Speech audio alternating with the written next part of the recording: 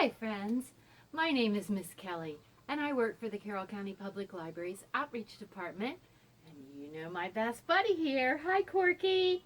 Hi, Miss Kelley. Hi, everybody. We're glad to welcome you back again for another fun story time. It's going to be here in my home and actually out in my garden on this beautiful summer day. So I'm excited to welcome you all back. And the title of our story time today is, are you ready for this, Corky? Uh-huh. Sensational Seashell Story Time. Wow, that's kind of a tongue twister, Miss Kelley. What do you mean, Corky? Well, it's sort of hard to say words that kind of sound alike in a row, like she sells seashells by the seashore. Oh, can you say that? She sells seashells by the seashore. Can you say it faster? She sells seashells by the seashore. She sells seashells by the seashore. Oh boy, Corky's good at that. Well, we're excited to welcome you back for this story time because Corky and I both love to go, can you guess where? Someplace with lots of sand and crashing waves and big wide sky filled with seagulls. It's the beach. That's right. We love to go to the ocean, don't we? Yeah, we sure do. I just got to go to the ocean in New Jersey with Miss Lena. It was fun. Yeah, I bet. So one of the reasons why I love going to the beach, let's see if I can count all the reasons. I love watching the birds and the dolphins that I sometimes see swimming by, and even little crabs in the sand. I love listening to the waves that sound over and over. I love splashing around in the water, and I especially love collecting seashells. Oh yeah, that's fun to do. So I wonder, do you like to collect shells sometimes if you have a chance to go to the beach? It's really fun to do. And there's so much that you can learn when you're collecting shells. So, Corky, I'm going to ask you to have a seat over there while I share some of my shell collection with the friends. Oh, okay. I'll watch and listen too. Before I go, I just want to make sure we don't forget to sing my hello song. It's not really story time without that, you know. Oh, you're right, Corky. Hi, friends. It's time to get together. Hi, friends. Come and sing a song with me. Hi, friends. It's time to share some laughter. Hi, friends. Come and smile a while with me. Thanks, Corky, for getting us off to a great start. All right, guys. Have fun at story time. There you go, Corky. You can go on over here and have a seat. All right, my friends. So I wanted to show you some of the shells that I've collected over the years, over many years. I have this tray filled with all different kinds of shapes and sizes and colors of shells. And these are shells I've collected over many years of vacations, some on Maryland beaches and in Virginia and North Carolina and Delaware and even New Jersey. And some of them might have even come from farther away than that. It's hard to keep track of all of them. And I've just gathered them over the years. And then you might want to learn even more about collecting shells and arranging your collection. That's what I started to do the other day here. And it's just fascinating. Oh, here's a little ant who wants to come to story time. So you can see I used this wooden tray. It's just the kind of tray that you would arrange things in your drawer, like maybe your silverware would go in here, or other things inside of a desk drawer or a kitchen drawer. And I have different kinds of shells labeled with their name. And you can see it's kind of fun to think about ways you might want to organize that and learn about the names to identify them. You can get really fancy, or you can just be really simple about it. And I have some of my other shells all around me here. And so one of the ways that you can learn more about the animals that live inside these shells and about the shells themselves is to check out books from the library about shells. We have lots and lots of nonfiction books that are filled with facts about shells. And you can come now if you place your holds online or call the library for help with that.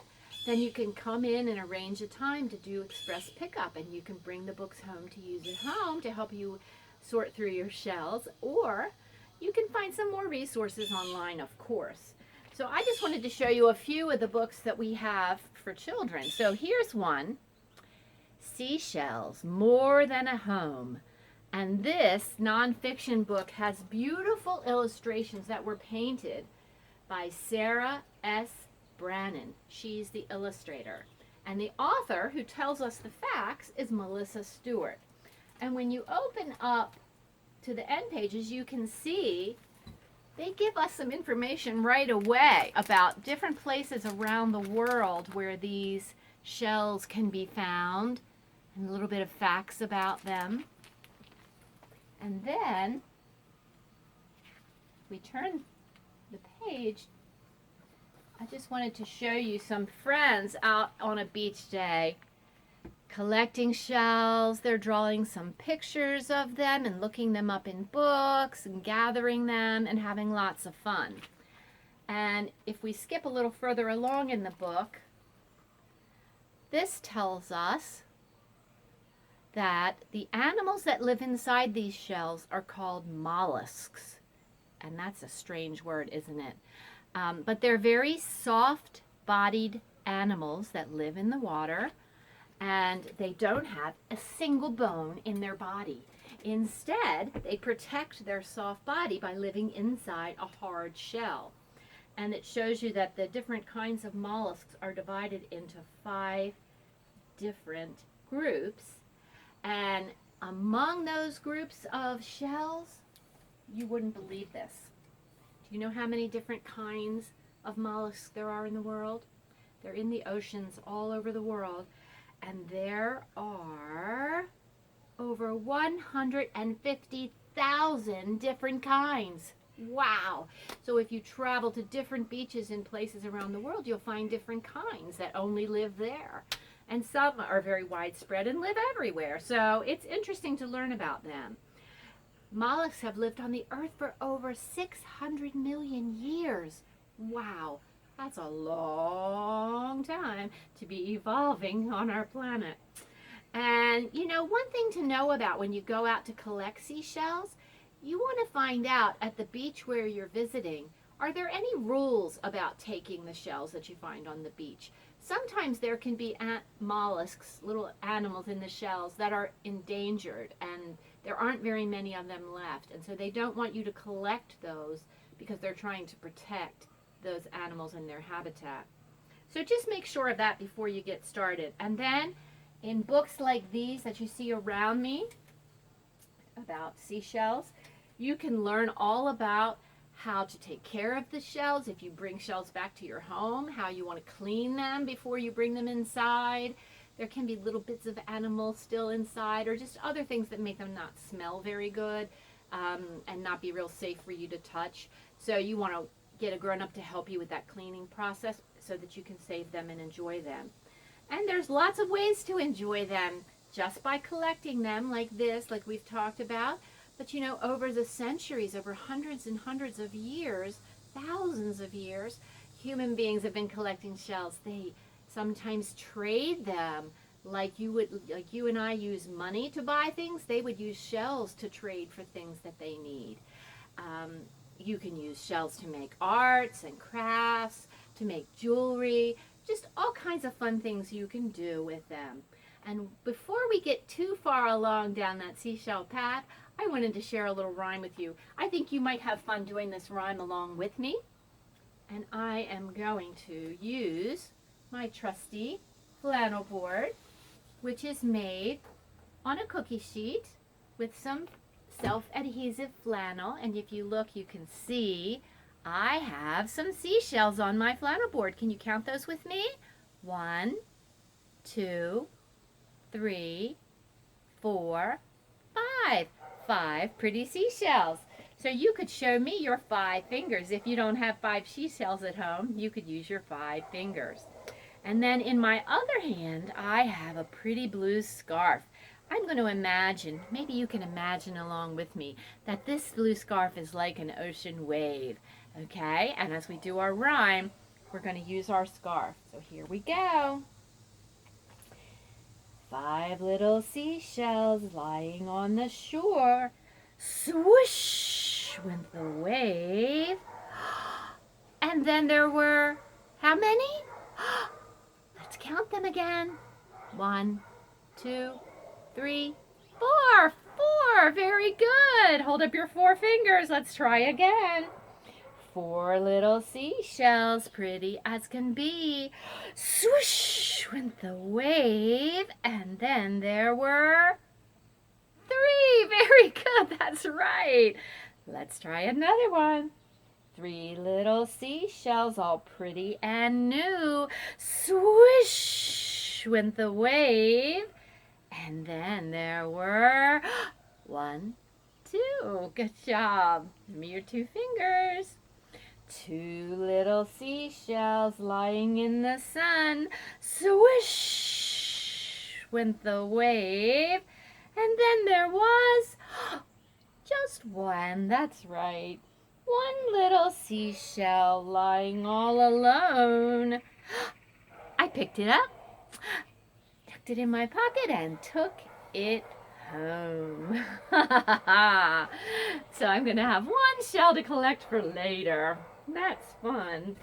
All right, my friends. Thank you for doing that rhyme along with me. I'm going to set that out of the way over there and move my papers out of the way, and we'll go on to our next activity. Oh, I just love thinking about, talking about, and playing with seashells. So I wanted to share a story with you. This is not a nonfiction book. This book is fiction. Do you remember the difference? We said nonfiction had facts about things to help us learn about things. Well, this is a fiction story. It means that it's a story that the author created in their imagination. In this case, the title of our book, I'll come up closer where you can see. The title of our book is Taking Time. And the author is Joe Loring Fisher. And in this case, the author is also the illustrator who painted these gorgeous pictures. So I think this is a beautiful book about children from all over the world who are taking a little time out of their day to appreciate and celebrate all the wonders of nature that they see around them and the ones they love. So let's take a peek inside and see. Here's a map of the whole wide world so you can get a sense of some of the countries where the children in this book are living. And again, our title page gives us some beautiful pictures of some of the objects that the children find that they want to celebrate. The book is actually a poem that's illustrated with gorgeous paintings. So here we go. Just read a little bit of it. Taking time to listen to a bird song on the breeze. Taking time to gather up the blossoms, dancing free. Do you see the blossoms coming down off of the tree? Wonder if maybe that's a cherry tree. Might be. Taking time to snuggle in my dog's soft velvet fur. Taking time to feel the beat of my cat's rhythmic purr. And can you see the little kitty cat on the friend's lap? Yeah. Let's skip ahead and we'll go to the end of the poem. Just a few more things to notice and celebrate. Taking time to find myself in eyes that are so kind. You see this little friend looking up into the eyes. You think maybe that's the grandma using her eyes to show how much she loves her grandchild. Taking time to marvel at a snowflake, soft and fine. This little friend lives in a country called Russia, and you can see her little nesting doll she's holding there. Come on, pages. And here's our friend from the cover. Remember? Taking time to imagine the deep sounds of the sea. Taking time to cherish you and also cherish me. Do you know what it means when we cherish someone? It's another way to say that we love them very much. Yes, I cherish you means I love you very much. You're very special to me. Well, that little friend on the cover who found the seashell reminded me that out in my garden for many, many years I have had this enormous shell. Look at the beautiful design on the tip of it, and then you can peek on the inside. See how this is where the animal lived long, long ago. But this shell has been out in my garden for at least 30 years. And when I went out to pull this out of the garden, you know what I found today? There was a nest full of ants living inside the shell, so I had to clean them all out before I could come and show you what I wanted to show you. You might have noticed the friend on the front cover of the book was holding the shell up to their ear. Have you ever done that before? Have you ever taken a seashell and held it up to your ear? Wow, you can really hear a sound inside of there. It's fun to do that, and then you can let your imagination just explore. What could that be that I'm hearing inside that shell? It sounds like the sound of the ocean waves. Do you think the shell remembers what the ocean sounded like when it lived there? That's fun to think about. Okay, well, let's see. So we had a nonfiction book, and we had a storybook that was fiction, and we had fun looking at those and talking about them. And I want you to think a little bit about if you were going to create your own story about the ocean, maybe from a memory when you actually went to the ocean, or from your imagination when you think about the next time you go. Maybe you want to come up with a story of your very own and imagine your very own story. Okay, so I want to show you something that I had fun doing with my seashells from my collection. I found a book online. This is not a book that you can come and check out on Express Pickup, but it is a book that you can go onto your computer or your mobile device, and you can find this at library.carr.org. And from there, you would go to our ebook and digital collection to Hoopla and check out this book. The title is Super Simple Seashell Projects. There goes another tongue twister. But they're fun projects that use simple ingredients, simple tools that you would have around your house. For example, there are directions in this book to make this cool seashell paperweight. So I took a look at that and I thought, you know, I have all the ingredients for that. So I think I'd like to try it.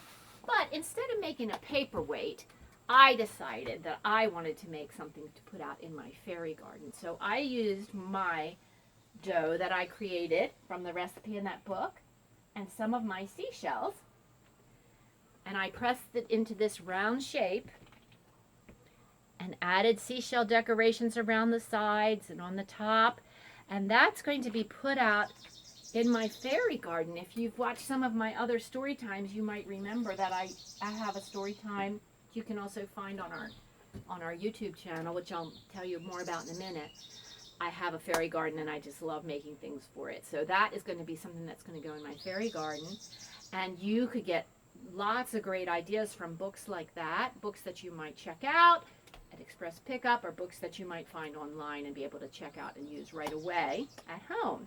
And then you could take some of the shells you have and turn them into fabulous creations. I also wanted to tell you that we have an outreach Pinterest board, and I created a board called Sensational Seashells, and you can find the link to that board in the post with this video. And then there are all kinds of ideas about books about seashells and crafts and activities and songs and flannel boards and other fun things that you might do when you're learning about and celebrating seashells at home. So we hope you'll get creative. We hope you'll try some of those ideas and then share them with us. You could take pictures or videos and share them with us on Facebook. We'd love to see what you're up to. And also, I did mention the YouTube channel.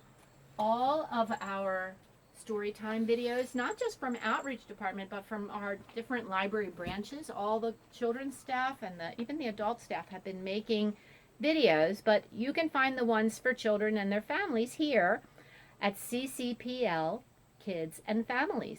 And you can find our Storytime videos there, and you can also find extra videos like the DIY video that teaches you how to do that craft project. So we hope you'll check out the YouTube channel and let us know what you think about that. There are lots of great ideas there.